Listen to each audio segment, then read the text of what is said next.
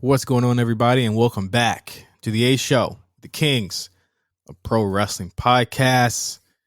I am Justin, here with Meals. What's up, Meals? I had another thing to add, and then I forgot in the middle of you know what? I was saying it this morning to myself. I was like, when he does King of Wrestling Podcast this week, I'm gonna add something else, and then I completely forgot. So I know that contributed nothing to it, but hey, how you doing? How's everyone doing? Yeah, we're in May. We're a month removed from WrestleMania, the height of joy for all of us. Mm-hmm. And we're back to regularly scheduled programming. regular shit. Even WWE is like, Well, I would imagine that they have to turn up in July. July, they turn it up for sure. But they've obviously made decisions, which we'll talk about when we do the predictions on this show. It's like, why are we doing this in May? Yeah. Why are we doing this in May? Why are we doing this in Rhode Island? It feels like a September show in May, but it's like, yeah, we'll get to that in the predictions, but it definitely feels like they have to kind of turn this thing up in the next 6 weeks because of what they have coming up. But yeah, it has been a wild week outside of the wrestling business, and we're going to talk about that on No Holds Barred. But what was that noise for? I mean, I'm just, I just make noises, baby. Come on, this is what I do. Oh, they unveiled the close friend Twitter thing. Yeah, they did. Not me, but people can start doing it. I don't see. All right, so close friend Twitter thing. I guess in theory, it's cool, but realistically, if someone really just wanted a screenshot what you're going to say, I guess they could do it and kind of send it to all their friends if they really, really wanted to. I don't see. Twitter is very, very weird, and especially over the last 2 weeks, right? Performative, weird, all of that. But for close friends, to me, Twitter is not an intimate platform for me where I would want to share thoughts. This is more so like me caging off my thoughts from the world more than, hey, find your select friends that you would like to share like funny inside jokes with. Like, that's not really what it is. Like, this is like, keep that shit to yourself. That's what this feature is called. Is like, yo, keep that shit to yourself. Like, keep it. We understand you may have problematic takes, and I'm gonna see all the problematic takes. Quite honestly, add me to your close Twitter friends. Add me to them. I'd like to see what you guys say. Beneath the hood, beneath the curtain, all this other stuff like that. I don't. I think it's another add-on that we don't need. I think that it's like, well, Twitter it doesn't grow. You know what I'm saying? Like it's as a platform, it just doesn't grow. I feel like I've been seeing the same people every day my whole life, right? Years, yeah. Essentially, yeah. Like, I haven't met anyone new really, unless I kind of like go out my way or there's some sort of interaction that I need to have. But there's not really any.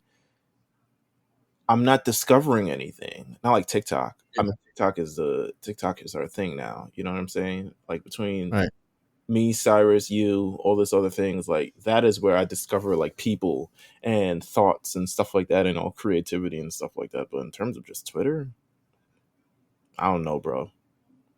Yeah, I mean, TikTok actually grows. You know what I mean? I think Twitter, a lot of people use Twitter now just kind of as a necessity. it's kind of just like it's just I've been doing it for this long. You know what I mean? Like, why not? Why not just keep on going with it? And I think that's really why we still use it. Like, that's why when the people were like, Elon Musk is taking away our rights and all this shit, I'm like, okay, well, I mean, they've been doing that. They've been looking at what we write and what we type and what we do on this platform. What is different about what the fuck he's gonna do? If he brings Trump back, then what are you gonna do? What, you know what I'm saying? Like, what then what, bro? You know what I mean? It's I don't know. Twitter is in a very weird place right now.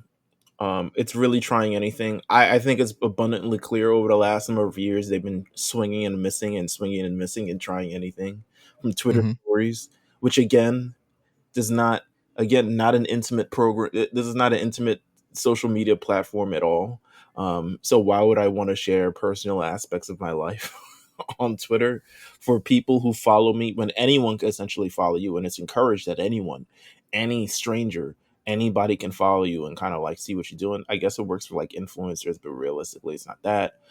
Twitter spaces, it's here and there. You know, I like interacting with people. I just don't see the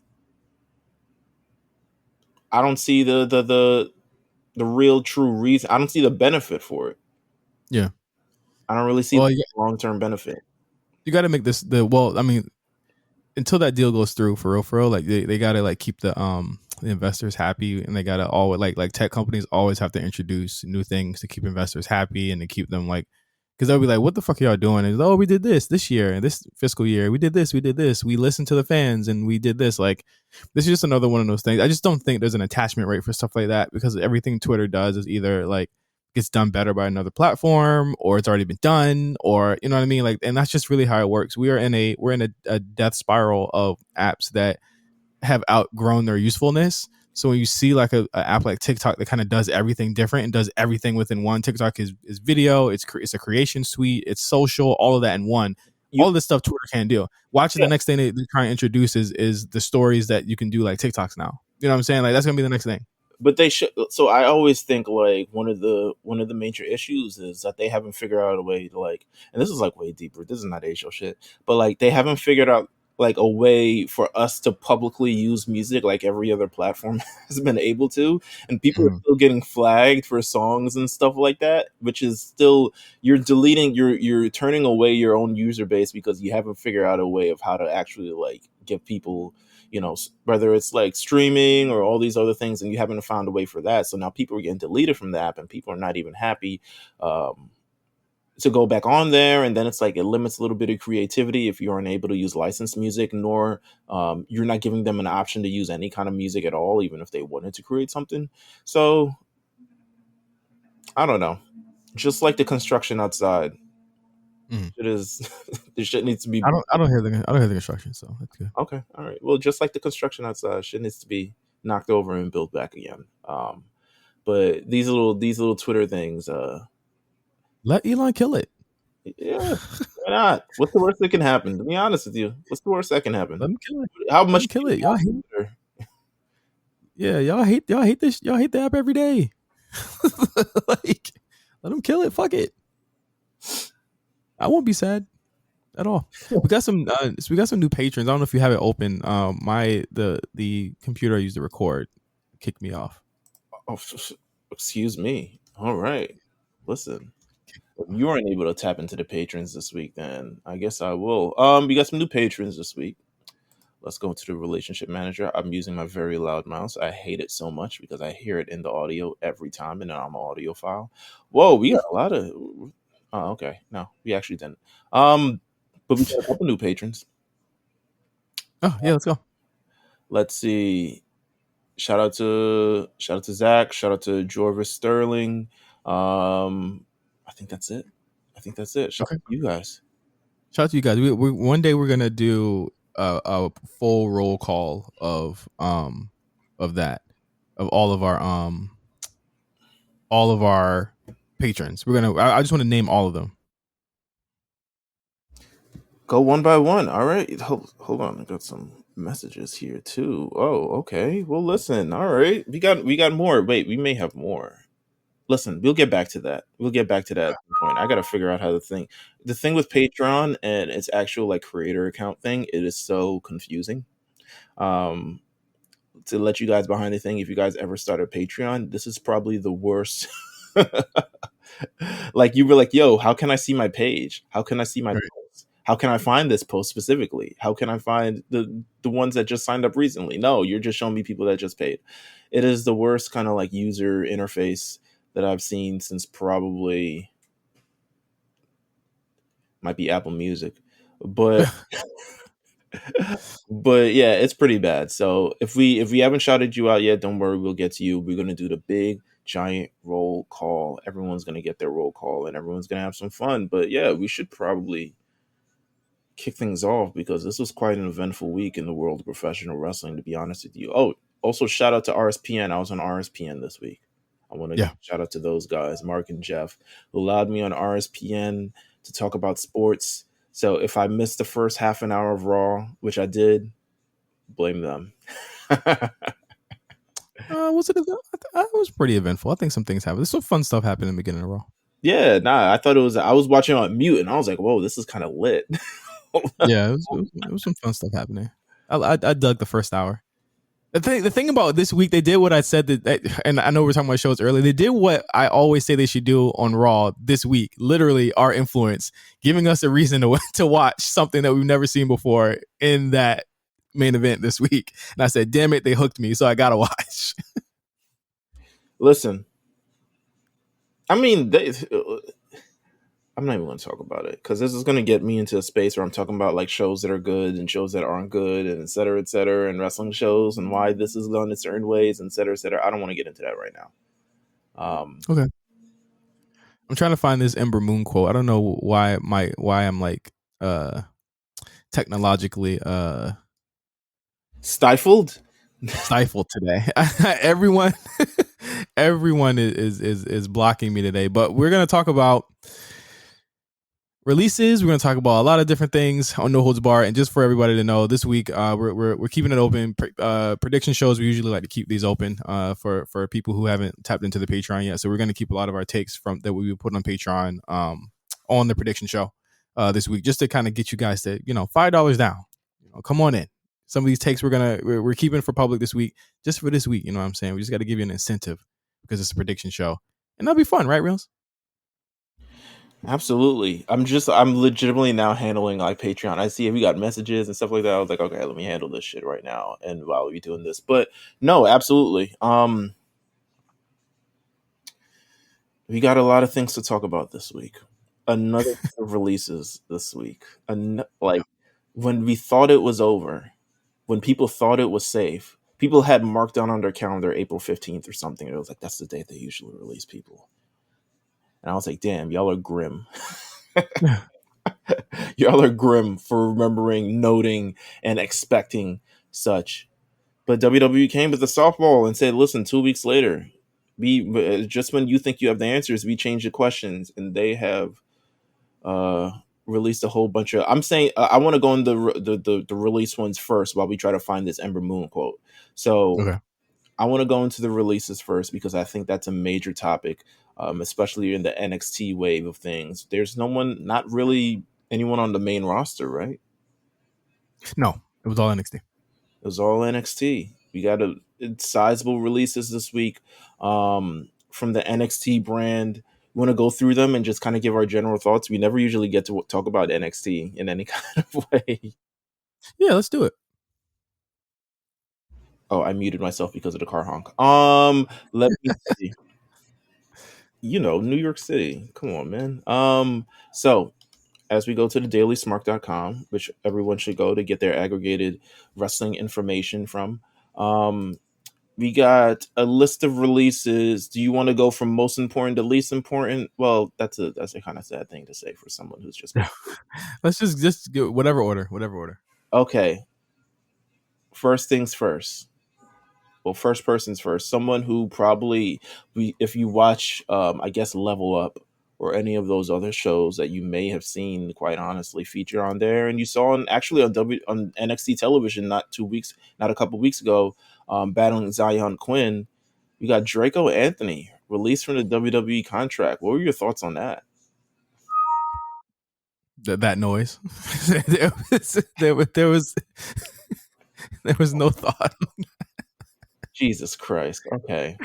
There was no thought on that. I'm sorry. Like some of these releases are just like, I mean, like to me, like, I mean, you can even see it in the social reaction to a lot of these releases. Like there was maybe one that got a really big social reaction, but like the rest of them were just kind of just like, oh, I think, is it weird to say that people have probably been a little bit numb to this?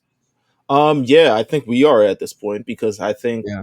when we let's take a look at the first set of releases that we kind of saw. We had a whole other extra podcast about it, and we kind of talked about it in a very grim fashion. And now we're kind of like wedging this into news. So I can definitely say that we're getting kind of numb to this, but I think it's also a little bit sobering to the fact that this is a professional wrestling business at the end Yeah. of the day. And at the end of the day, the business is going to do what's best for business.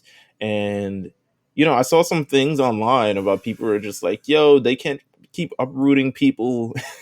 They can't uproot people, have them sign these contracts and expect them, like, where they gonna go after they get fired? Just live in Orlando forever? And I'm like, that's part of the job, honey. I honestly, they're probably better off. They're probably better off staying in Florida because that's where wrestling is kind of at right now. You know what I'm saying? Yeah. Even when places weren't opened up yet.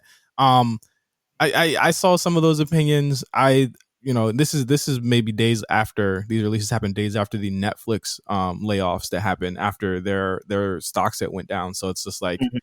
WWE showing that kind of they're not immune to, or Netflix rather is showing that they're not immune to doing cuts to the people, and they laid off a lot of their editorial staff, which is terrible because editorial is just such a dying medium in a lot of ways. The editorial staff, which sucks ass, man. It really Yeah, is. and it sucks. And I think that again, it's like you look at these business decisions. They're no different. They suck. They all suck. You know what I'm saying? But I think this. I wonder if people are like really like waking up to this, or are they only looking at the fact that one company does it? You know what I mean? Like bring that energy to every one of them. You know what I mean? But in terms of Draco Anthony, he never to me seemed like he was really comfortable out there. He didn't really have a look to me. He looked like GI Bro, Black Rambo. 2020. Yeah, Black Rambo. He looked like the black. I called him the Black Guile. That's what he looked like to me. And I just thought that I just didn't get it. I didn't see it. I didn't see it with the guy. And to be fair, like they did put him on TV a lot. Yeah, they did. They showed up. They showcased him quite a bit. I think even on that first NXT Takeover, he had like a promo featured on it or something along those lines. But he was featured quite a bit. So it's not like they didn't give him the opportunity. But I would definitely agree that from what I saw from him, I don't think there was much improvement in any of his kind of like outings, to be honest with you. And it seems like WWE is in this place currently where if you're not improving by a certain, in a certain period, it's like, all right, we hiring too many other athletes and we hiring too many people and we got so many other people sitting in the PC, like it's next man up. So Mm-hmm. Draco and Well, Triple H said in an interview, like, they have like a 6 month kind of, they look at them for 6 months. And if you're not, really breaking through, then they make a decision based on that. And, I mean, it looks to be like what they're doing. Like, again, that visit, and if you haven't heard about that visit, we have an episode with Cornell Gunter. Go back and listen to that. It's probably one of the best kind of explanations of what really happened with that Vince meeting. But it looks to me that everything that Vince, all the changes that he wanted to implement are pretty much happening. Like, they're not stockpiling these guys. They're not keeping these guys like they used to keep, like people like Tino and all these other people that just kind of sat there and collected checks. Like, if you're not making it and you're not on TV, they're gonna let you go find a new opportunity for yourself. so Draco Anthony gone. Blair Baldwin, didn't see much of Blair Baldwin, to be honest with you. Um, Either. Also released. Mila Milani also released. Didn't even see much of her. Vish Kanya released. Raylan Devine release. Here's a couple more of the notable ones that's been on television. This one was actually, I think, honest. I would say this is the most surprising because I could have seen him on WWE television. And he's been with the company seemingly for a few years and has been a fixture on NXT television for a few years. But Dexter Loomis Yeah. released as a part of a somewhat major program, or at least a recurring program on NXT television every week, kind of a main fixture for the last number of years, has a very distinct look. I expected to see him on the main roster at some point. I literally could have seen him peeking around the corner and making his debut, like very, very soft debut, doing that. So I was very surprised actually when he was released in this set of names. What's your kind of thoughts on Dexter Loomis and maybe the development over the last number of years and like what he's been doing, I guess, recently? He never really like wowed me in the ring other than like those Roderick Strong matches. Hmm. But I felt as though if you had characters, you know, he could fit next to a Ezekiel. You know what I mean? Like there's room for characters like him. I do wonder what. I could have seen it, like Yeah, and I mean, I can't. I don't know. You know what I'm saying? Like we really don't know anymore what they see and what they want to see in these people.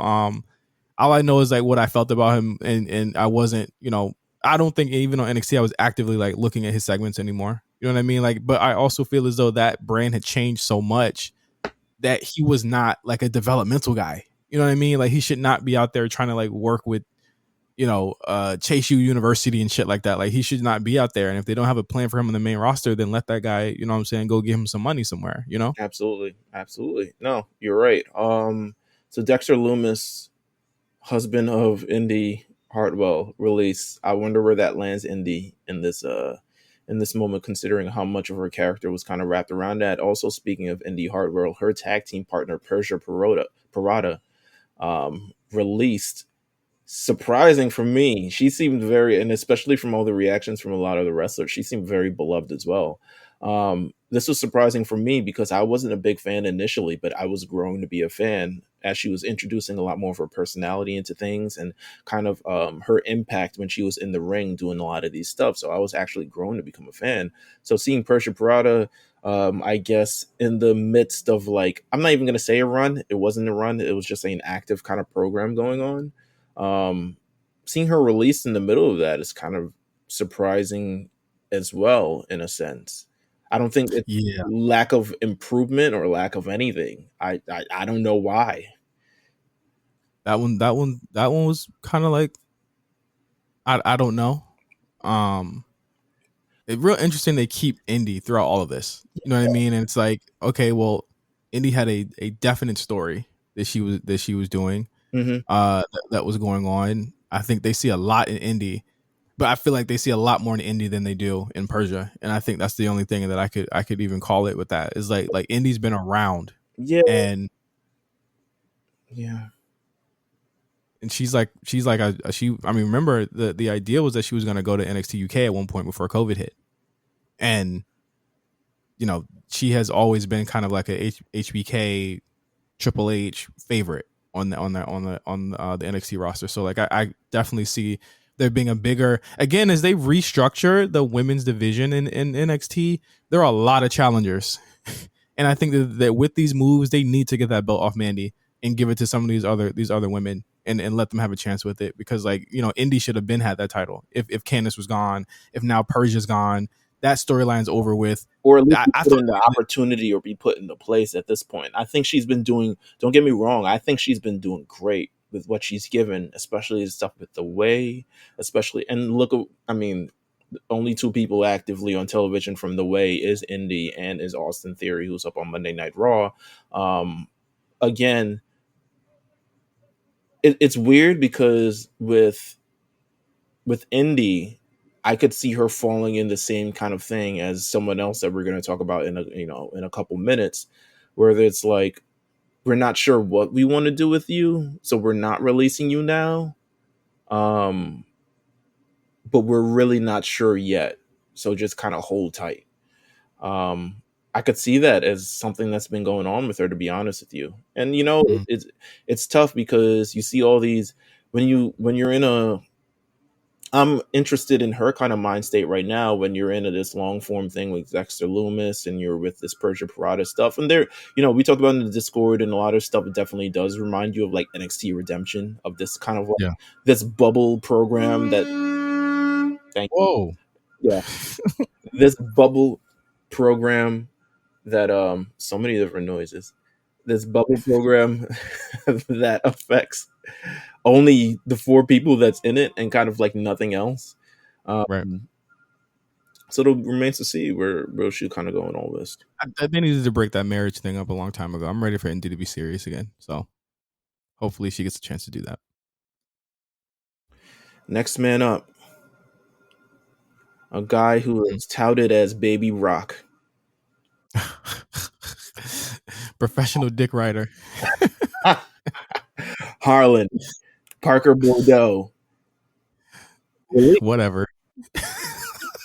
Was not featured on the last couple episodes, even though he's in this main program with Joe Gacy, who Joe Gacy is really, receiving a NXT championship shot. Honestly, to be honest with you, I'm not saying that someone should be released, but Joe Gacy, I don't know if it's hitting for me, but if they doing a lot right now, and it actually kind of seems like it's going away from what the character was originally, in my opinion. Yeah, it didn't need to go like creepy cult man. I thought like creepy cult man was not what this character was. You know what I mean? And I feel like I was like druids. And I feel like when that to me comes from lack of good creator for him, where it's like they had something with him. You know what happened? They started getting really bad publicity and press for it, for him being like one of those kind of like those false virtue signaling,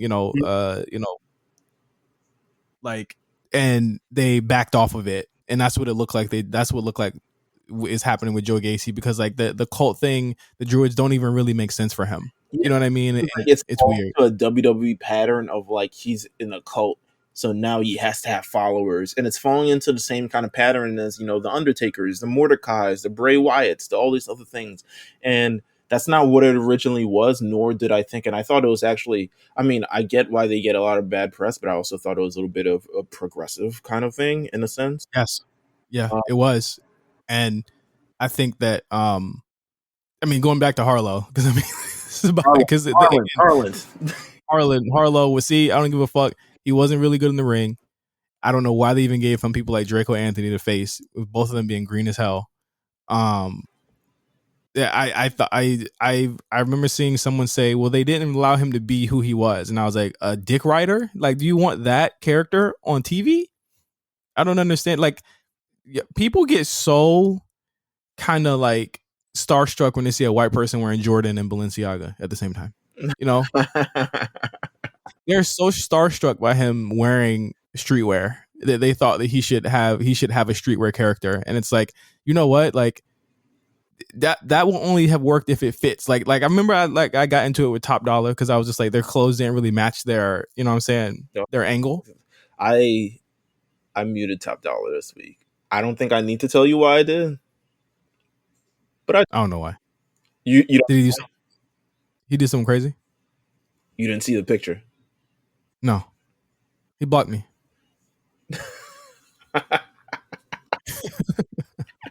He blocked me. He blocked me when I said, I don't give a fuck what you wearing. I say this clothes is whack. I guess he won a championship recently. So he posed with the championship completely butt naked and posted it to Twitter. Oh. And I was just like, nah, we're not doing that. No, nah. Well, that's what happens when you can't dress. So, but again, we are talking about everything but Harlan, and that just lets you know really how much of a factor he was. You know what I mean? Like, he just was not very good, other than link with me, bro, hanging with big bro. I'm sure somebody said, and outside of, maybe he's cool. I don't know, but maybe he's cool outside of like professional wrestling. Like maybe he's a nice hang or something, or he's that's like, cool. He gets you free Jordans, or like, do niggas really think was he selling out WrestleMania like as it currently stood? Hell no. He just wasn't. Not only just in character, which you can always change, but just in ring. There's enough guys on that roster that they could find something else with someone else with what's going on there. Like, it makes no sense why people are like going up, like he's one of the Road Warriors. You know what I'm saying? Like, get the fuck out of here. If it's between Braun Breaker and Harland, I'm picking Braun Breaker every single time because he's just far and away a better character, and he's better. Like, I feel like, you could say like they basically cut his legs off and making him cut his hair, whatever. You know what I mean? Like, they tried to do something with the guy because to me I didn't see anything, but it looked to me, Mills, like he had already kind of been gone anyway. Like you said, he hasn't been on NXT for like maybe a couple of weeks, and his hair's already grown back, and it looked like he would have been ready to go anyway. So it looks like it just didn't work between these guys. He sounds like someone who's probably going to be on the circuit talking a lot about his release once his 30-day is up. I won't be listening. We'll report it. But so the next two up, very big. They were the first two names kind of revealed, and they were kind of the shocking names of it all, considering of how long the tenure is and how kind of they're beloved by the main roster. We'll go first with a guy who was featured on the War Report a number of months ago. I think he had a kind of a really good run kind of going with Diamond Mine. It seemed like they were doing very interesting things, and it was very surprising when we kind of find it was surprising and not surprising. I'll let you know why it wasn't surprising. But Malcolm Bivens, Stokely Hathaway, released from the WWE. Immediately, other news came out, or at least, news to support this, that he had asked for his release quite some time ago. And they gave him his release during this week. What are your kind of thoughts on Malcolm Bivens and I guess his release from WWE, and even him actually potentially asking for his release? Well, it never felt like his style was ever going to mesh with their style. And if you can't find that your style is going to work with a place, then you shouldn't be there. Like, I can remember, and it's like, I don't think it's bad to even say this story at this point. Go ahead. We were at Mania, and me and Cyrus saw Stoke, and we were talking. He was just like, he was like, I can't hold this. He was like holding a drink. He was like, I can't hold this drink in the picture, which I get. You can't. You know what I'm saying? Like, as an ambassador, you can't hold drinks in pictures. It's fine. Mm-hmm. But then he was telling us, he was like, yeah, like I got in trouble for wearing like the pink fit on Takeover that day. And I was like, damn, that's crazy, for real? He was like, yeah, man. Like, even Triple H came up to me and was just like, what the hell are you wearing? You know what I'm saying? Like, and to him, that might have seemed like a good idea, but I guess he didn't like run it past him before he did it. You know what I mean? And with WWE, IP is so important to them. The look has to be, they have to approve everything. You know what I mean? That's just the way that they like their characters to look. And he just seemed like he had just been exasperated by the whole deal. And even just us trying to get that interview with him on the War Report, it was a lot of red tape. It was a lot of just like, him really advocating to get us that interview. And it just seemed like he was just exasperated by the whole thing. So I feel like this is a move for him that is going to help his mental health. And for that, like, I can't even be mad at it. It just wasn't working between the two. I'll definitely say that as well. To kind of add upon it, because I definitely do. Once he was released, I thanked him for getting us that, because it was a lot of effort on his part to make sure that interview was done, and I can echo the same sentiments for a Black Announce Table, probably, because WWE has been very what's a good way to do this, selective on who now they're giving their talents to for media. But he understood kind of like Black media platforms, and he advocated for us, because he was like, I'm really trying to make sure that you Black media platforms, Black podcasts and stuff are also highlighted when we go do these news circuit things, because we preach a lot of diversity and all this other stuff like that. Mind you, he's not saying this verbatim, but this is kind of what I'm gathering from this. But we need to reach out to these kind of outlets too. You know what I'm saying? So I've always appreciated him, because he worked very, very hard to make that interview happen. Like, as much as I would have done all that work, for sure, he made sure questions, all this other stuff, getting the video to them, getting it approved from them, going above and beyond when someone wasn't responding to an email and he was like, yo, I'm going here and there and I'm going to make, I want to make sure that this happens. Absolutely. Mhm. Um, Mhm. and he did that for us and I'm grateful for that. And I agree with what you say. Damn, police sirens. Um, but I agree with what you said. Of it didn't seem like it creatively fit one together, and part of me, a red flag of that is he was signed so long ago, and it took him so long for him to be featured on television. They went through so many different iterations of. He started off as the manager for Almost. Started off as the manager for Babatunde, who's now Commander Aziz. He was one for at one point a tag team that featured Veer. Veer is now on the main roster. Um, the original incarnation of Diamond Mind, then change that kind of bit around. There's been so many different incarnations and things and stuff he's probably wanted to do. I mean, Cornell talked to us about having him do a talk show. There's been so much creative kind of back and forth and stuff like that. It just seems like it never really aligned from everything that we're kind of reading into. Yeah. Once we kind of saw his release and we saw that he asked for his release, or it was reported that he asked for his release, we were like, okay, that makes sense. Um, I hope that we get to speak to him. I know he's doing a comedy show in New York this week, so shout out to him for doing that. Um, Sold out. yeah, Sold out. yeah. So I Comedy might be better for him. I mean, I wish him the best in everything, to be honest with you. I think he's one of the most naturally funny people, and you don't find a lot of that. You don't find a Yeah. lot of that in WWE. A Look, lot of his stuff is look written. at the money. Look at the money Drewski's getting off comedy. Like, just double down on that. Mm-hmm. No, Wrestling just don't. It just don't seem like it's like the place where we can. You know what I'm saying? Maybe not now. Maybe later. And I hope when he if he does come back, to give him the bag for that. last one. Mhm. King Coda, Dakota Kai, signed in the WWE since God knows when. To be honest with you, I gotta look this thing up. She's been signed with the W. They try to kick me out of Zencaster just now. Um, somebody The um, technology first technology not appeared working for us in today. Sorry, y'all. 2015 on NXT, signed a contract in December 15th, 2016. Was announced as a participant in the Mae Young Classic that year after. Then she became Dakota Kai, really started her NXT beginnings. And the only reason why this one was sad for me is because of the development we've seen for her as a character, which is something that we don't see a lot for NXT people.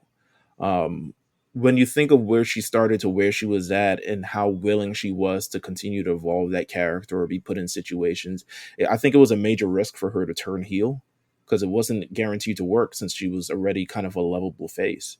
Um, so it was a risk for that, but I think it seemed like everything that she was asked for to do, or every opportunity that was given to her, she decided to take it upon herself and knock it out the park.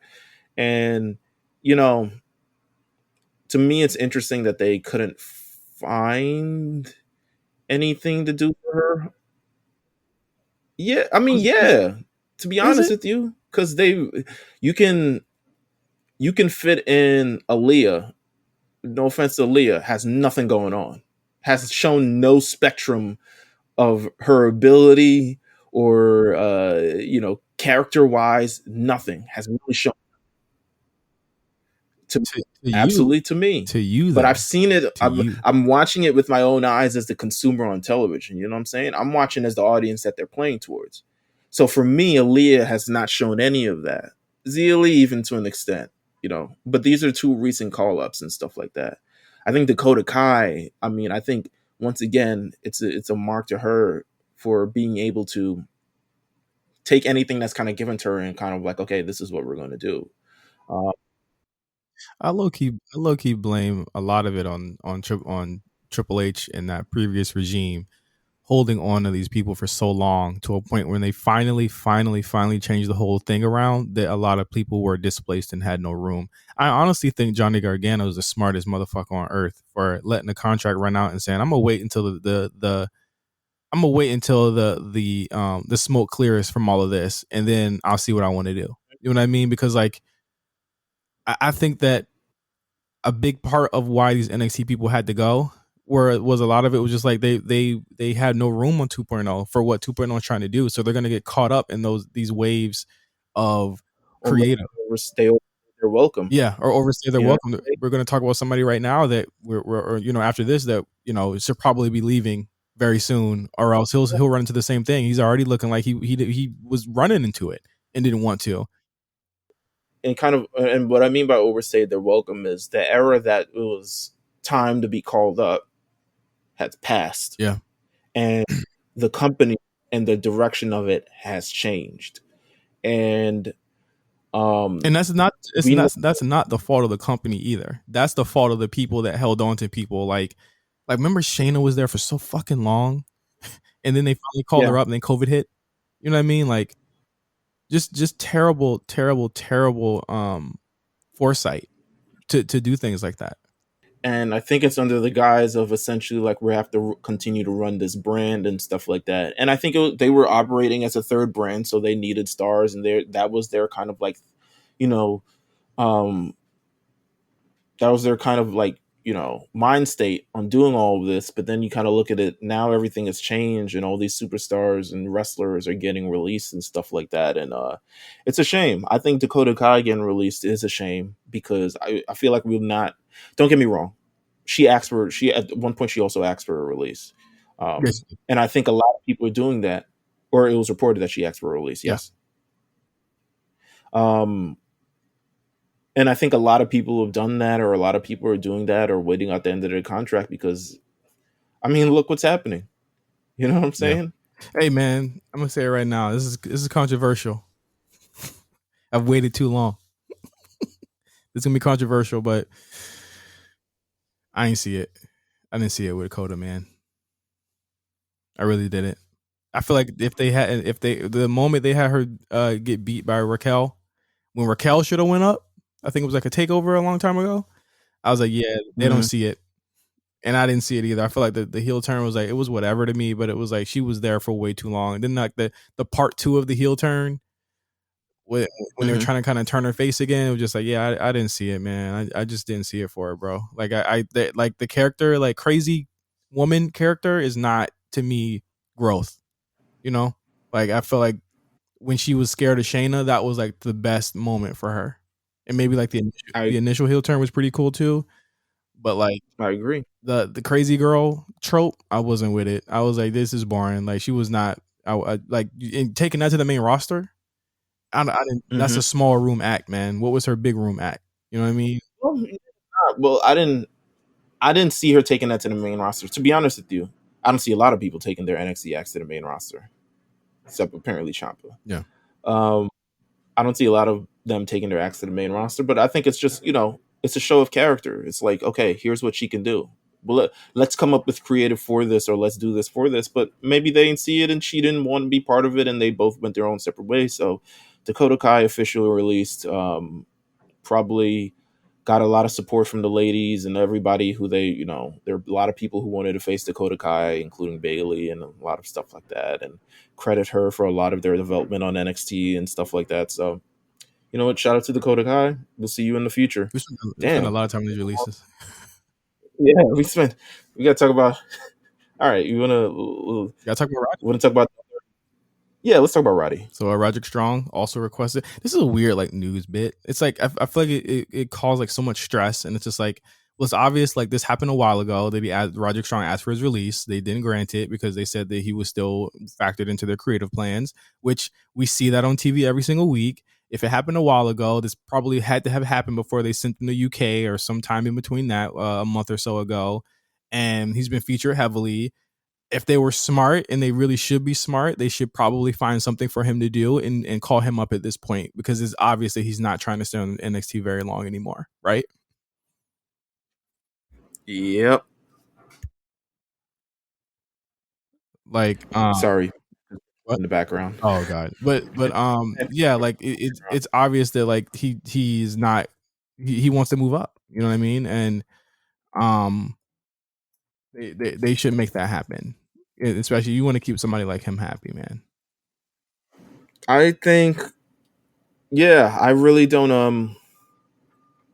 One, I didn't like how it was reported. Two, um, Yeah, I didn't like how it was reported. It was kind of like, really? yeah, it just yeah. It didn't, I feel like, especially if it's like there's so much vagueness in it, why sell it as such? You know what I'm saying? If it just you're nothing's wrong with the way people talked about it. Um, Nothing's wrong with the way they said it. I mean, nothing was not factual, but I think it's just the way it's presented and knowing But how my thing is this, right? My thing is this. audience. My thing is this. The way it's reported makes it seem like listen, like this never happens. You know what I mean? Like I'm pretty sure mad people have asked for their release.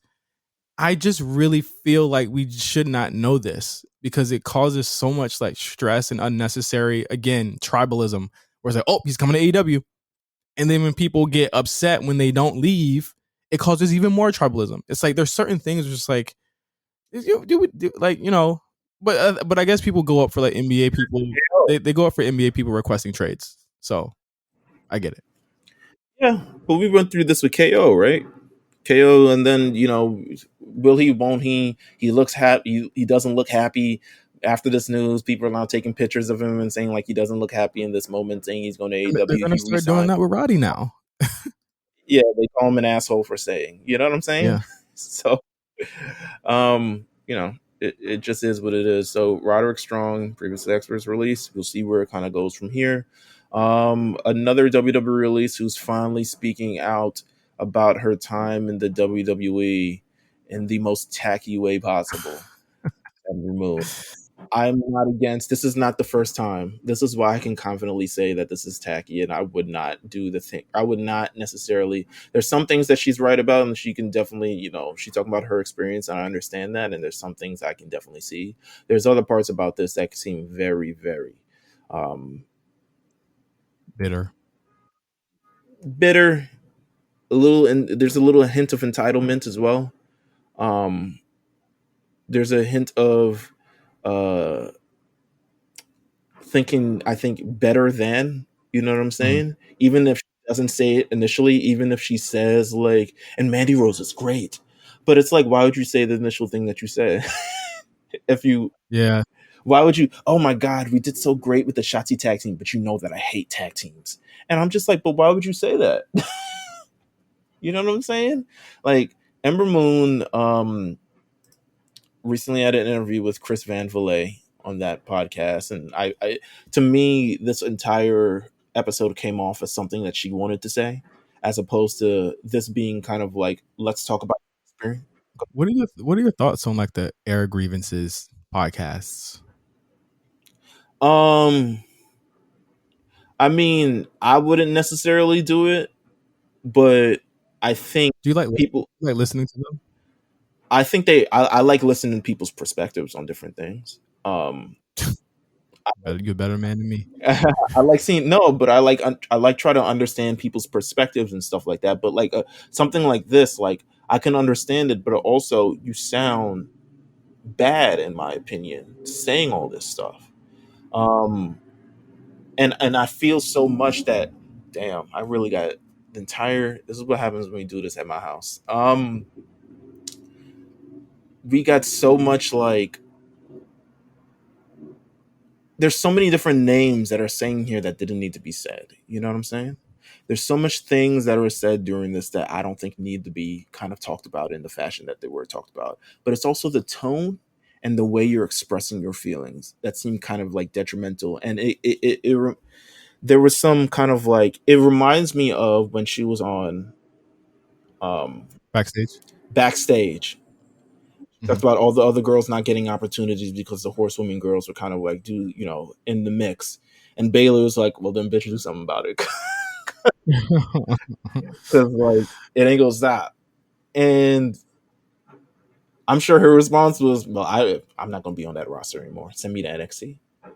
I'll handle my stuff there. All I want to do is be a wrestler. And I think that was Yeah. her first, that was the major mistake that she made for her in her WWE arc of her career. As much as she loved wrestling, and I talk about this a lot with wrestlers, the business of it and the perception of it, a lot of people don't understand. And I think if she had stayed, toughed it out, dealt with it, communicated with people, worked the programs that she should have worked at the stage that she was in her career, she'd be in a lot better place, to be honest with you. Even if she was released from WWE, I think she would be in a lot better place. Um, she said she was not happy being on the main roster.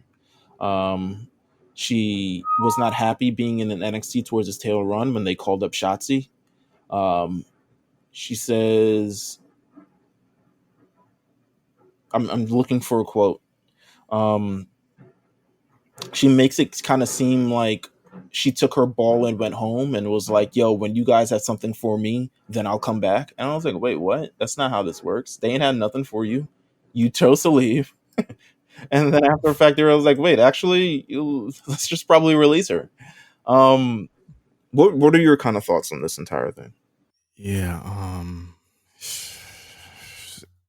I think the biggest thing to me was the talking about the sexy meeting, the dress sexy meeting, and I wanted a little more clarity into that because a lot of people took that quote and it turned into, I can't believe they're telling women what to wear. And I think that, like, if you look at just the way that the women dress outside the ring and in the ring, all that stuff, like, I think that a lot of them are pretty much dressed in the way that they want to wear. You know what I mean? So, like, I just want to know who else went to that, because it's the first time we'd ever heard about that type of meeting. Like Ember Moon, I know she like, even before this interview, like, she's sour grapes about everything. Just she, even when she was in the company, she was sour grapes about being in the company Mm. and being under Sasha, Bailey, Charlotte, Becky. But I did you take that as like more of a shot at Mandy Rose, Yes. the dress sexy thing? And even I don't think it was as much as a shot as Mandy Rose as to what it kind of seems like you're talking down on people who dress that way. Yeah. That booty butt cheek shorts. First of all, you sound The fact that she said you sound like a Republican, but and here's the thing, I would love I would love for a woman to come out and explain what that was about. There was an account on Twitter that found allegedly the influencer or the consultant that came and talked to them in Orlando. I forget her name, but if true and that was who it was, that makes a lot of sense. That I do know, just from talking to Cornell and talking to some people I know in NXT, they do have classes and they do have consultants come in and they do, it's basically trying to build a brand, build a character and stuff like that. Do I think that she possibly said something that made Ember Moon like look around and say, "Oh hell no"? And without the context of it, we'll never know. But I thought that was the most uncomfortable part of the interview, because it was like, okay, well, this is the first we've ever heard of this. Say what? they said she says in verbatim regarding this. I remember going to my makeup artist and saying I'm so unhappy. We would have to sit through these meetings about how we'd have to dress sexy. I remember looking at someone and laughing. I cater to children. I'm not about to wear fishnet booty butt cheek shorts because we had a 2-hour meeting about how to dress like Mandy Rose. That's not fair. Mandy Rose is absolutely phenomenal and an amazing person, but not everyone is Mandy Rose. I started seeing this downslope as soon as Hunter was gone. That is such a backhanded like compliment. Yeah, it's like layers to it. It feeds the dog whistle that when Hunter left, NXT got worse and all of that stuff. That's a dog whistle. Like, not that they can't dress sexy, but they should be shamed for dressing sexy or something along those lines. Or it feels like I don't think everyone was saying like you need to dress this way. I don't think that's what it was, but I don't know. I wasn't there. Um, Yeah, I would love to hear someone, because I don't think that, like, but I don't think you can probably name you can name on one you can name on one hand the amount of women on that show that she was on that dress provocatively. A lot of your fingers would be taken up from Toxic Attraction. One of them would be taken up with Nikita, and then where's the rest? You know? absolutely. I don't like to me, the names thing is the tackiest part to me. And this hasn't been the first part. I remember she said they tried to put me in a tag team with Naomi earlier, but I didn't want to be in a tag team with Naomi. And I was like, nigga, why would you say that? Yeah. Why would you say that? Like, why would you name names? Why would you say these certain things and think like there's no tact in the way that she's saying things, in my opinion. That's my real problem with this. Like Yeah.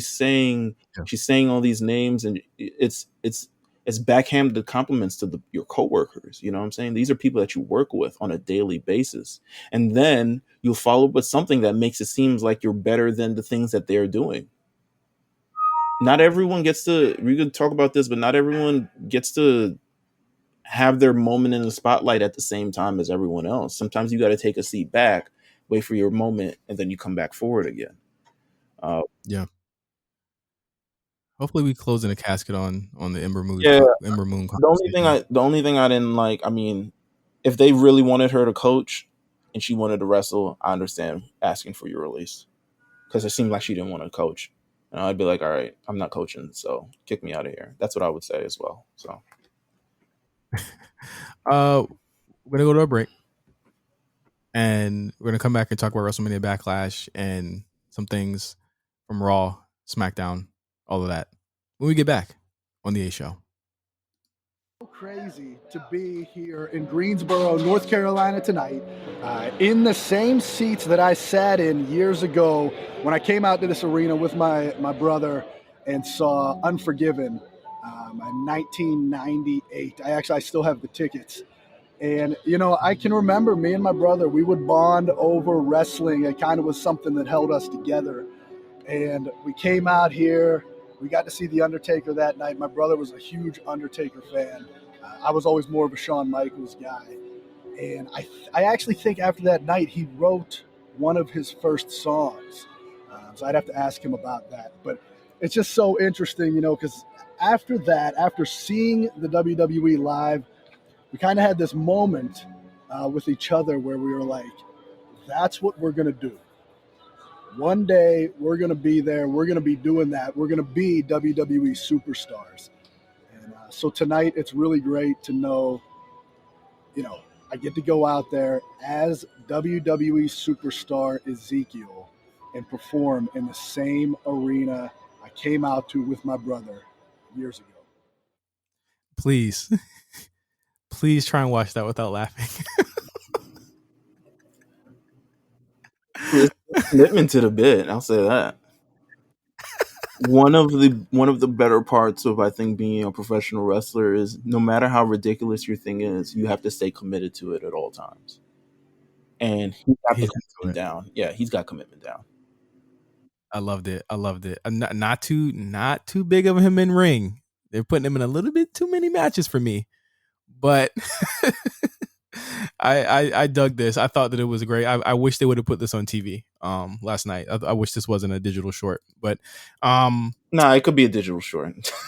no, this is amazing. It was amazing, man. Like just the he was an Undertaker fan, and then you remember that Elias had something with the Undertaker a while ago. When the Undertaker came out and interrupted him saying I'm a Shawn Michaels guy, which is kind of just like a dig. It's just really good. Like it's layered. It's really layers to that shit. But the shows this week, SmackDown, another tape show because everybody was in the UK over the week. It was a show. I thought the best part, if you were to go back and watch it, Lots of women featured on this show. yeah, sure, it was okay. It was still an okay show, whether they were featured on it or not. Just saying. The best part of the show, by and large, was the contract signing, which I thought was interesting. That in all the spoilers I read for it, did not mention that Roman ripped up the contract. I thought that was really like interesting that like the spoiler people like did not pay attention to any of that. I guess they were in their phones typing things, but it was pretty clear what they were doing, and I thought that it was a interesting way to get to where we're gonna get to. I guess with Roman. Go ahead. What do you mean clear? What do you mean? Like, what do you mean? Like, what in terms of like it was clear of what they're doing? Like That they were gonna they were gonna not do the unification. oh, okay, yeah. I mean, yeah. I mean, suddenly to me, we'll get into it. But when we do the predictions of the show, because at some point plans changed in this entire thing, and they're like, "Why are we doing this at WrestleMania Backlash?" Yeah. I think that's what it was. SmackDown, to me, I mean, if you liked a lot of the action in the ring, shout out to Ricochet, another successful title defense. The what? Shout out to Sami Zayn and Drew McIntyre opened the show to Steel Cage. Raquel Rodriguez made her debut on the show. That was good. Um, That was good. yeah, I dug it. it was Yeah. it was fair. It was fair. Naomi, Shayna Baszler, good match. Ronda, I mean, if you wanted to see Shotzi and Aaliyah featured on the WWE television show, this would be the show that you would see it on. But you know what? Lots of people featured on the show. They did best for whatever 2 hours and things that they had. So shout out to that. Raw. Raw was fun. I thought again the Arcade Bro Bloodline stuff is really good. With Drew added into it, it gives it a new angle of just kind of just like star power. Hot. It was very hot, and I mean Arcade Bro is so fucking cool. Like they're cool as shit. And I think there's like it was hell yeah. Yeah, like they're so cool, and I think that Roman sells being afraid of Drew very well. I think that they're doing a real good job of making Drew that big challenger. I think someone had said like, well, I don't save it. What are they going to do? Predictions. Save it for the predictions. Okay. What were your thoughts on the reuniting? I don't know if this is reuniting. Were they ever in the Bullet Club together at the same time? No, they weren't.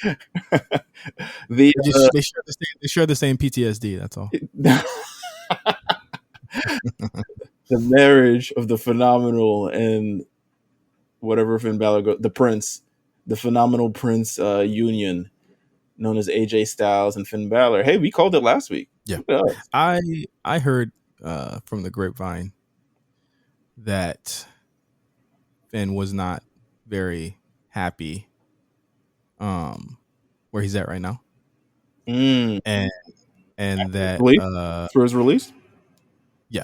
Well, he's not asking for it, but he's he's kind of had it up to here, so to speak. And he's just not happy. And also hearing that the AJ has pretty much kind of requested that these two work together, because he's basically wants to show Vince like Finn is money, and you would be an idiot to not put this guy, over people like fucking Theory and stuff like that. So like I would be paying attention to the way Finn is positioned.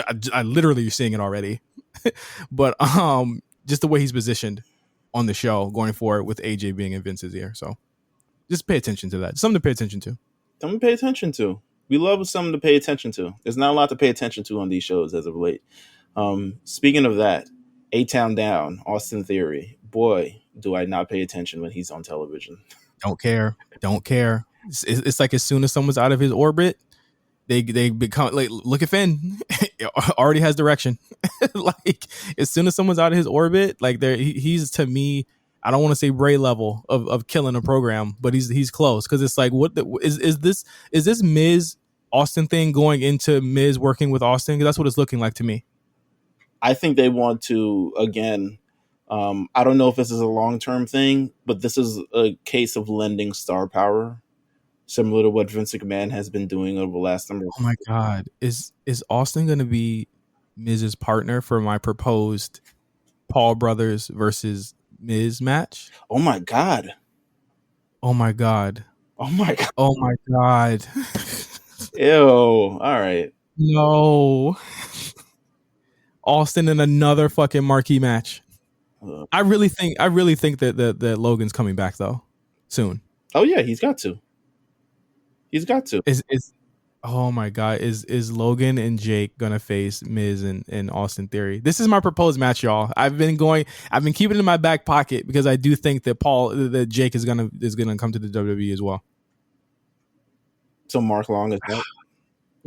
I would say Mark Long. Probably not, because Mark is always, I was thinking of it more, Mark is probably recording and filming more challenge stuff, so he probably can't train. He would have needed to be training already.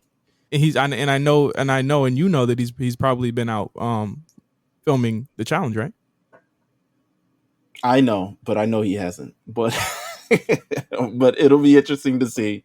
He's a producer though. He was a producer, so he at least has to be on set for that type of stuff though, as a producer. So I mean, he got to be in the orbit for sure, for sure. he's probably got to be there. That's what producers do. You got to be there.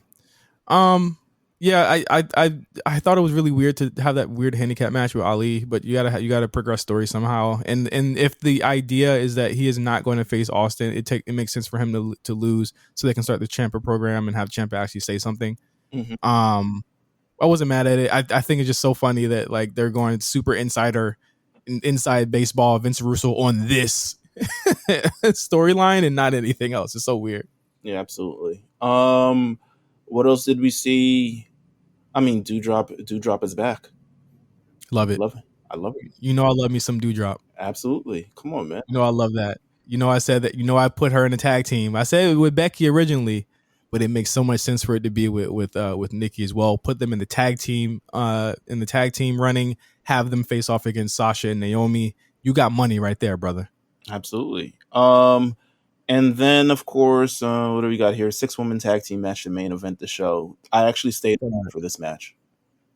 Fun match. Really fun. Good match. Listen, showcasing the women's division, I imagine. Listen, I don't want to read too much into what Becky said last week. Why not? Where she was like, yo, let's put this match in. Let's show them what they really got. They've been tearing it up on the house show circuit for my they've been doing the Fatal 4-Way with Becky versus Rhea versus Bianca versus Liv, and I've only heard great things about it. So I'm sure there was like, yo, let's lend our star power to Monday Night Raw and let's do the damn thing. So that was very interesting. The opening of Raw is very interesting. Let's get into the predictions for this super. I mean, I don't know if it's super. It's a super eye show. It has its moments and then it doesn't. It's a super eye card. I think I'll probably be in and out attention wise on Sunday. Championship thus far is on the line on this show. Yeah, is it really a backlash if there's no like actual? It's not really. The thing is that it is a card of rematches, except for one match, which is weird. But yeah, but it's still kind of associated, kind of. WrestleMania Backlash. Let's start it off. Bobby Lashley. As of the time of recording, the 6 matches. Will they add another one? I don't know.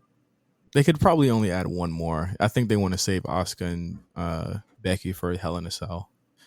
And I would honestly do. Well, we'll talk about it. But Bobby Lashley versus Omos rematch with MVP.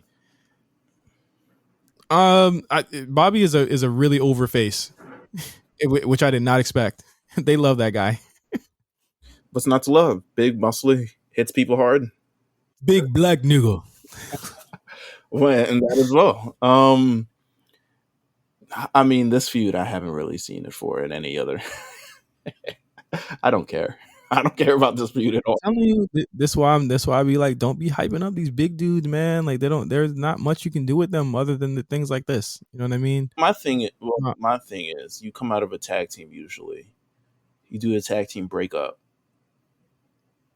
The guy who is clearly trying to poach off of the star one another, when they usually have to fend for themselves, it usually never ends up good. There's never usually a 1-to-1 transfer of star power, or at least a subsequent or a substantial transfer of power to someone like, in this other position.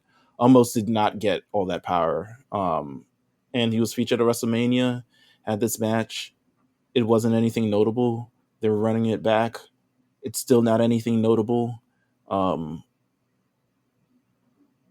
I kind of want Bobby to win for this feud to end. I think he's gonna win.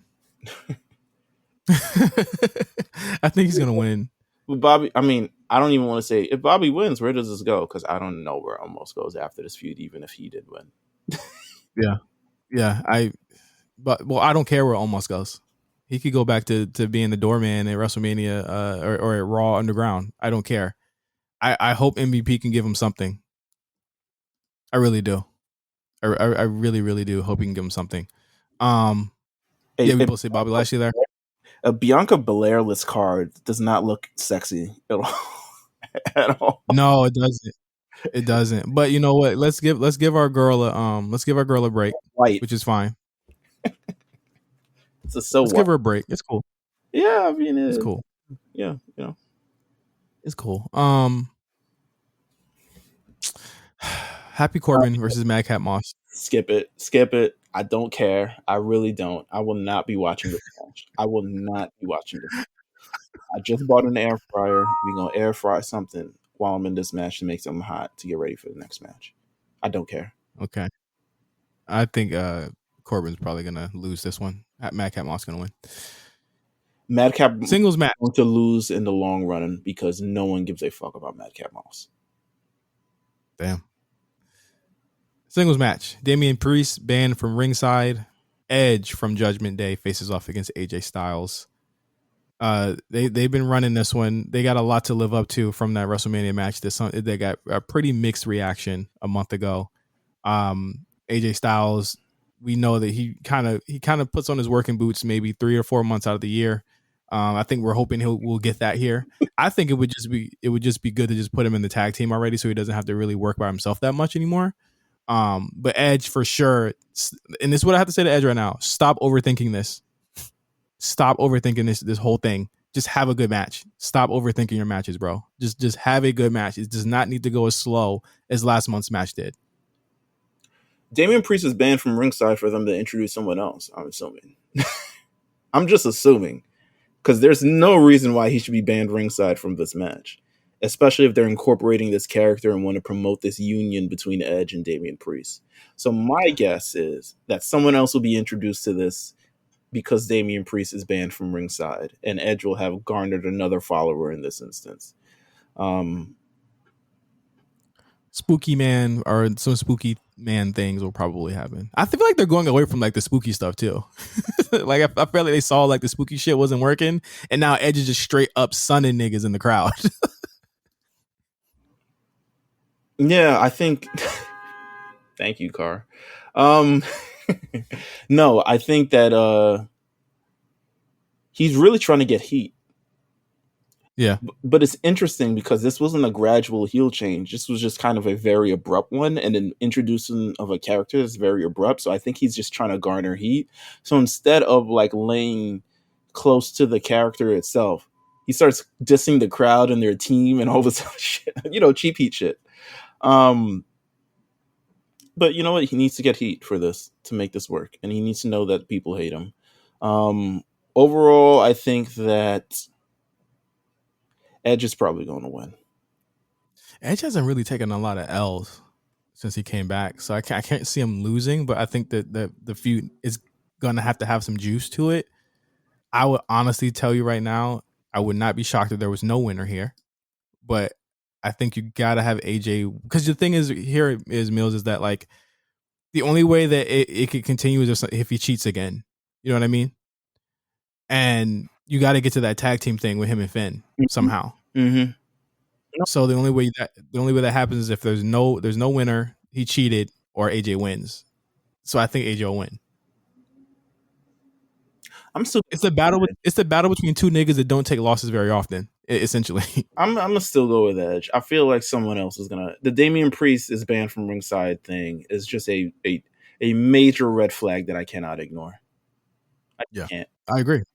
I'll see how they work through that one.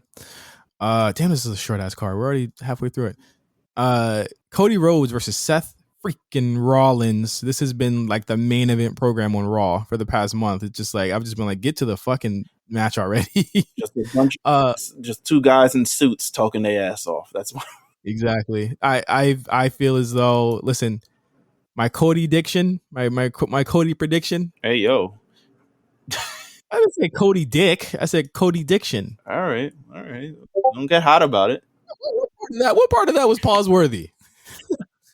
Get hot about it. Okay. Cody Diction. What part of that was pause worthy? I don't know. I'm from New York. You know what I'm saying? Y'all New York niggas, man. What part of that was pause worthy, man? That was crazy. I just say, hey, I think I think that right now Cody has the biggest chance of actually being someone else who beats Roman Reigns this year. I know a lot of people are like getting very, very up in arms. Like, well, my thing is this: like, okay, I understand people are still feel a little raw about how lame Cody was acting in the past 6 years. Yes, he was acting very lame. When are y'all gonna let that go? This is amazing to hear you say this. When y'all gonna let that go? But here's my thing. Listen, hear me out. When are you gonna let that go in order to accept the fact that this guy is a major star in this company right now? I'm not saying y'all gotta let it go. I'm not saying y'all gotta let a lot of the shit he said go, because the thing is like, I'm not gonna let a lot of the shit go. I'm just calling it like I see it right now. When someone is pushed like this, they usually do win the title very fast. Or win a title very fast. It's always proven to happen this way. So, when are y'all gonna stop saying, "Oh, he's a 3-star general"? That don't matter.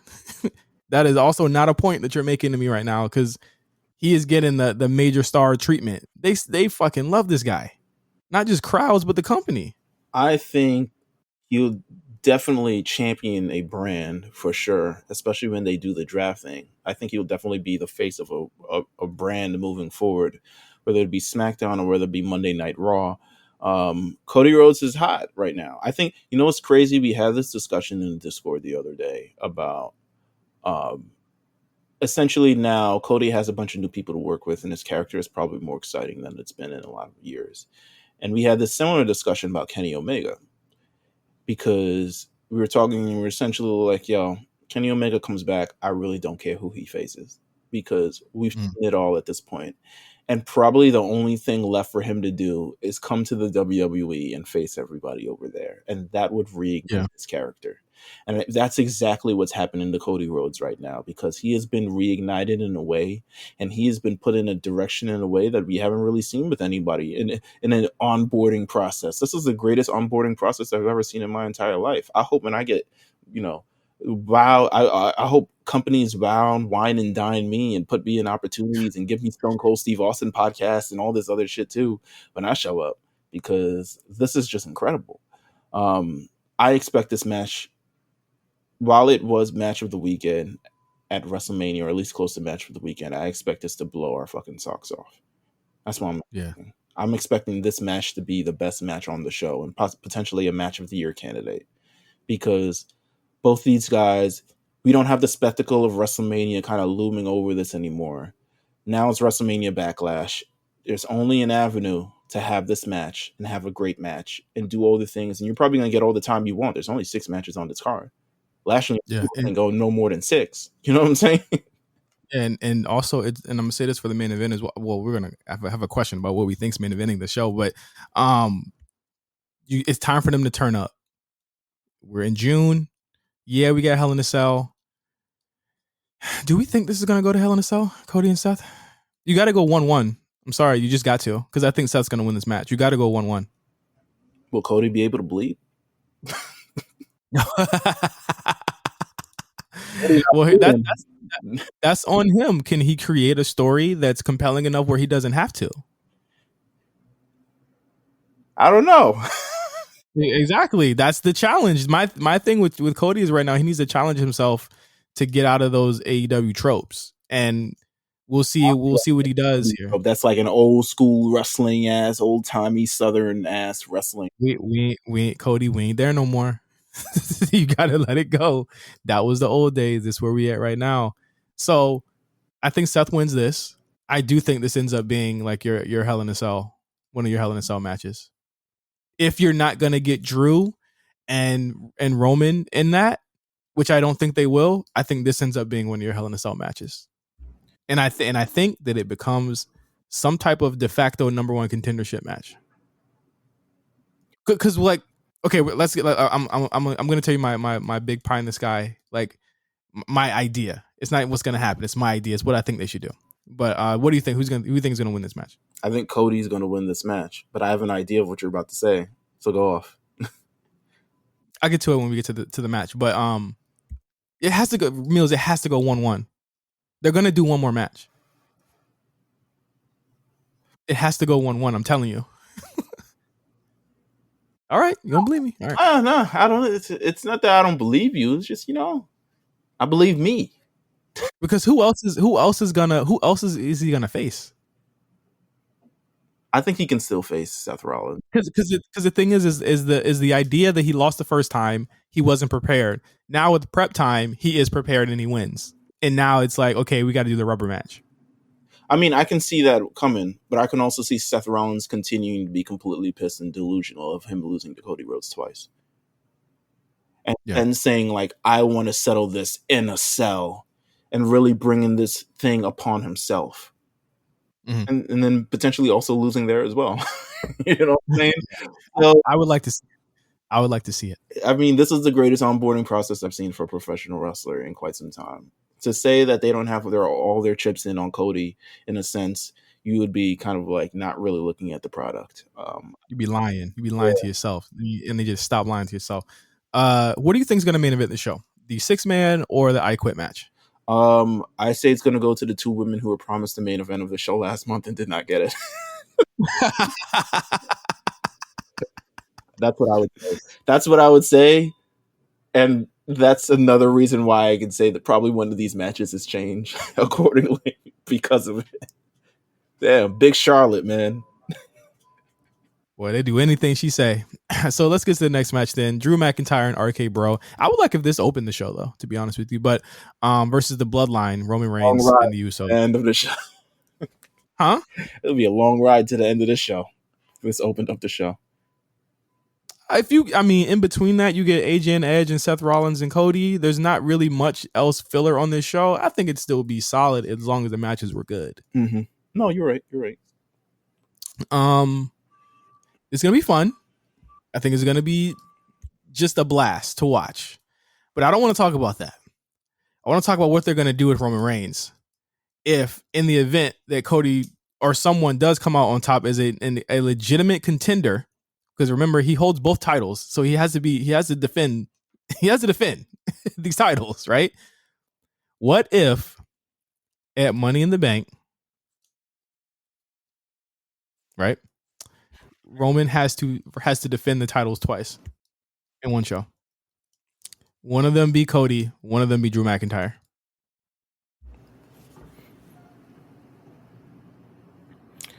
If you're in Vegas, the idea is that that's the biggest gamble right there. And you want to make this show as big as possible, you have Roman wrestle twice. I would go to Vegas to see that. I mean, thankfully you're an hour from Vegas. No, I am not an hour. Maybe in a airplane, I'm 45 minutes. In a car, I am not. All right, sure. Yes, absolutely. So,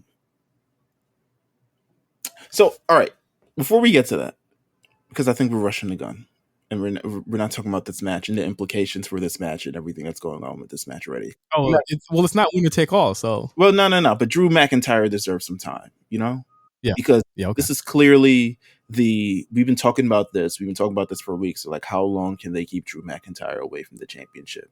And legitimately, right after the Sammy feud end, he's like, "Nigga, here's my sword. Here's your belt. I need it right now." Drew McIntyre being added to this match. Now, I think we ask ourselves the questions of why the titles are being unified in the first place. I don't think they're not going to be unified. I just think they're not going to unify them in Rhode Island. I don't think they're going to unify them at WrestleMania Backlash. Again, we have bigger fish to fry. And sorry to anybody who occupies Rhode Island that listens to this podcast, but y'all got Cody versus Seth and AJ versus Edge. Y'all should be good. Y'all got basically WrestleMania, kind of. But the fact they switched the match was very confusing, but also kind of welcomed in a sense. We don't see a lot of 6-man tags, trios matches, and in WWE. Drew McIntyre, Randy Orton, and Riddle is an all-star tag team. Roman Reigns and the Usos, an all-star tag team. I wonder how this will go. I wonder if the intensity will raise up, or I wonder if this is just going to be a house show match. But Roman is just chilling on the sidelines and doing his thing, and the Usos are doing their thing. Drew McIntyre versus Roman Reigns is next. So before you ask yourself the question of Money in the Bank and what's going on in that pay-per-view, I want to ask you the question. Does Drew McIntyre beat Roman Reigns in this match? Pin him? Pin him? That would be ballsy. I mean, that would, those are right there, so obviously they can take a pin or whatever the fuck after the fact. But that would be very ballsy. Are we doing this for Drew? Are we in on Drew? If Drew does not pin Roman Reigns, I don't think I can be all in on Drew in any sort of title contendership thing of him actually being a threat to this championship, which I think he should be. I'd love it. I think they should do it. But then you how do you hold off? What's a big show? Because where's Hell in a Cell at? I just don't think they should do it there. Hell in a Cell is an Allstate. Oh, it's an Allstate Arena in Rosemont. They're gonna call it Chicago, but it's not. Is it? Wait. Hell in a Cell, June 5th. Okay, listen. Chicago, Rosemont. They got they'll have less than 3 weeks. They'll have less than 3 weeks to push that show.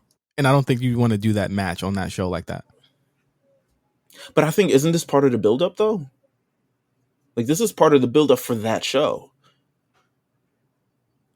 True. I just don't know what Drew would do for Hell in a Cell if he's not going to face Roman. I think he's facing Roman. But I also don't think that should be at Hell in a Cell. Yes. My idea was this, right? Drew wins it at Money in the Bank with my really groovy idea to have Cody lose the WWE title match to him, building his storyline more to beat Roman. Drew beating him because the Cody match took so much out of him, and then having Cody and Roman at SummerSlam, but then having Roman try and get both his belts back for the rest of the summer,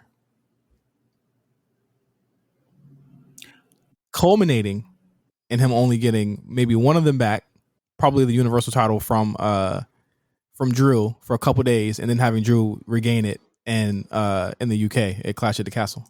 It seems like a lot of losing for Roman Reigns. That might not happen. He's only going to lose twice. He's only going to lose twice.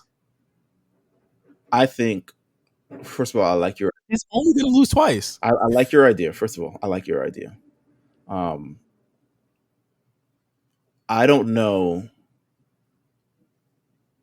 SmackDown needs this fucking feud, bro.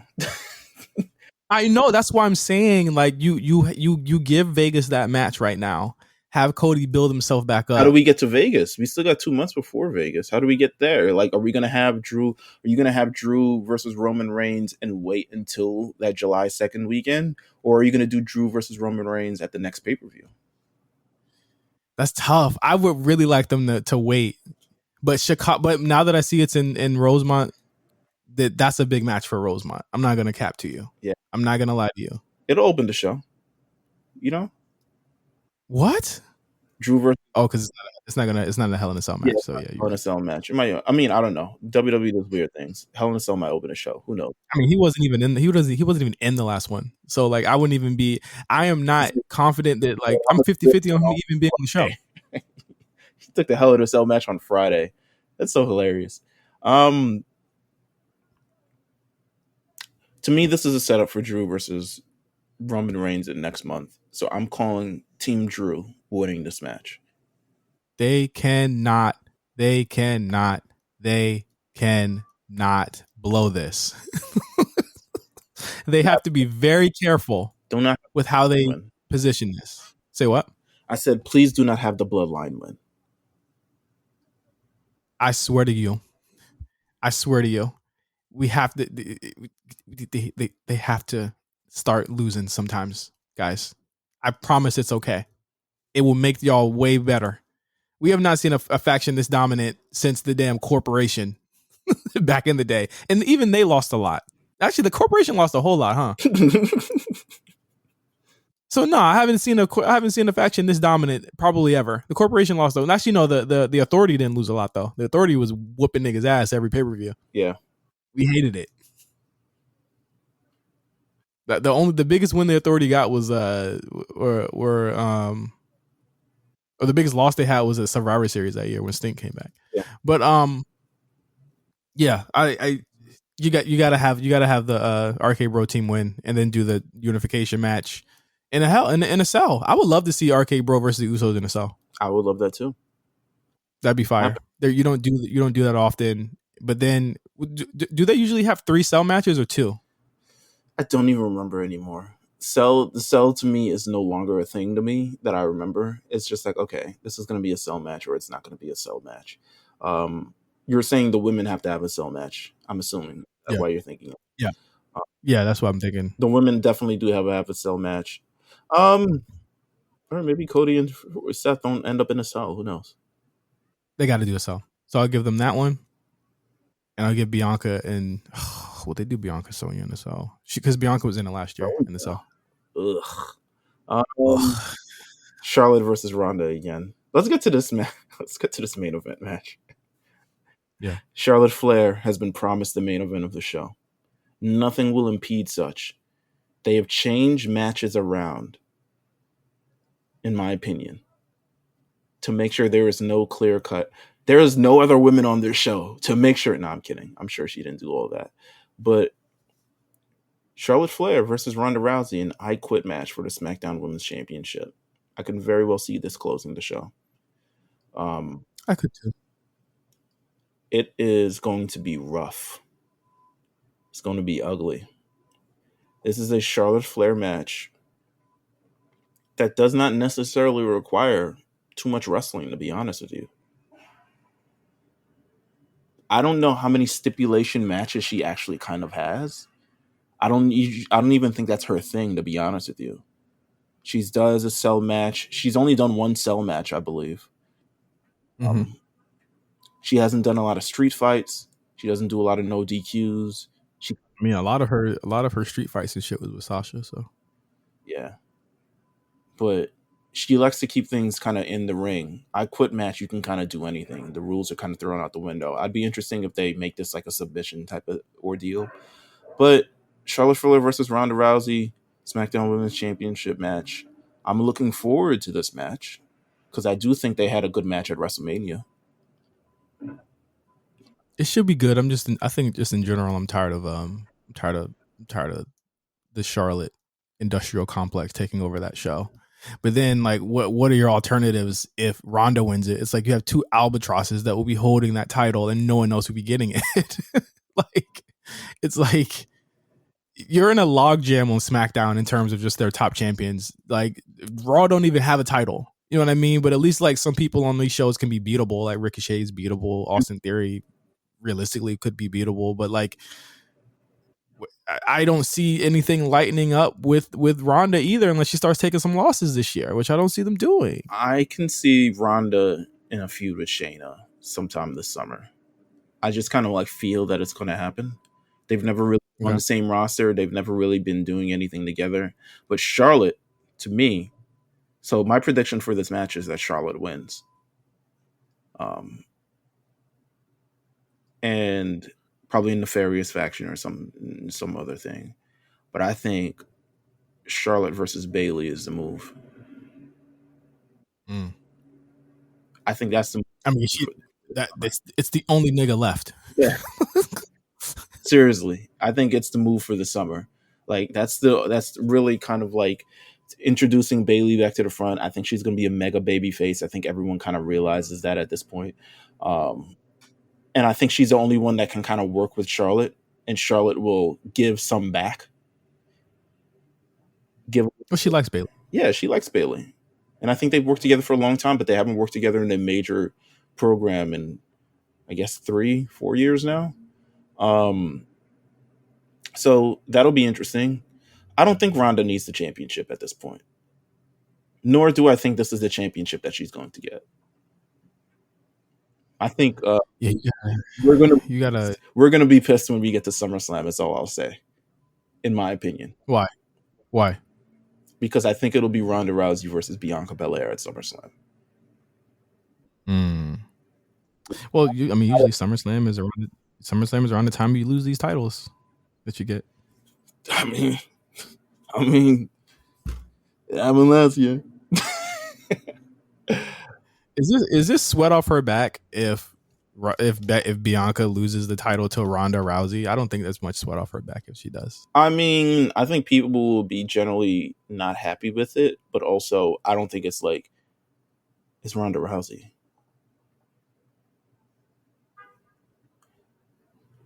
I think so I'm going with Charlotte winning this match, and her hopefully moving on to Bailey, and them having a program over the summer or something along those lines.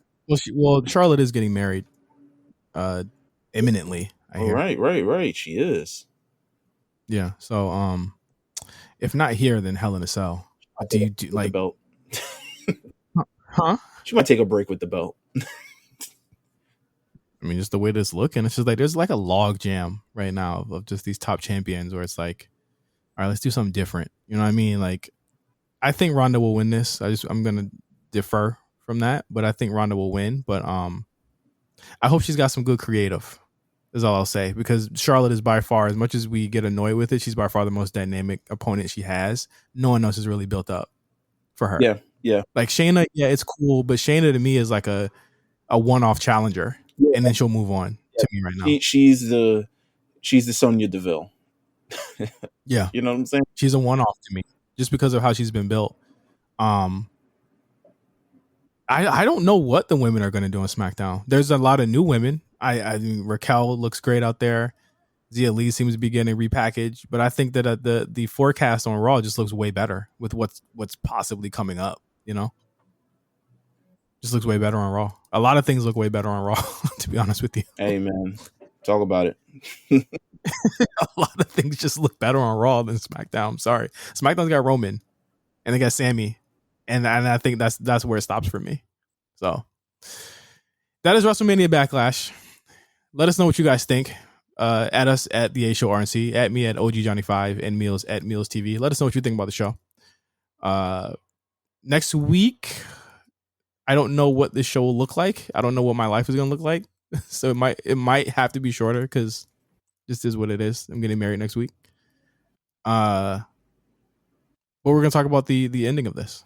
We're going to talk about, well, listen, next week we're going to talk about the fallout from WrestleMania Backlash. That's one thing we're for sure going to do.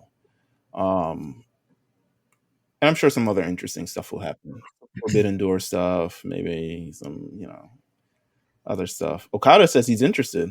Okada says, yo, it ain't a party unless I'm invited. So whatever. If you have not tapped into the Patreon, me and Cyrus did review Street Fighter the movie from 1994. It's a really fun episode, I will say. Had a blast. And we will have the In Your House Cold Day in Hell imminently. So $5 down, get you Spot Colors episodes. We're having fun doing this, man. Let's do it. Keep doing it, man. I will say, you know what? While I'm here, let me shout out some of the other stuff that we got going on RNC Radio, so you can listen to a brand new episode of The Black Print with Justin and Josh. I missed last week, so I look forward to going back which was Future Appreciation Week, which I'm so mad that I missed now. Because y'all ain't gonna have the songs in the thing. But we have that. RSPN, of course. Jeff and Mark. I'm featured on this week's episode. The BLT Pod, they've been running strong, man, consistently every week. Just funny shit every week. Listen to them. Shout out to Channing. He's on this. Shout out to all the boys that are on that. Listen to that. Shout out to, I want to give a shout out to X for the tweet that he put out in the world.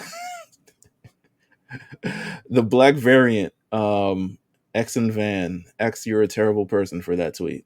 And I just want to let you know that. Why are you bringing Pokemon and racism into the same thing? Lay off the weed. And then, of course, the Big Eyes podcast with Jamal and AD. If you love manga, go back and listen to that. And you know what? The Lookout will be back pretty soon. We're still planning some stuff for the summer. We're still watching a lot of things. Yo, this idea of us watching MTV content.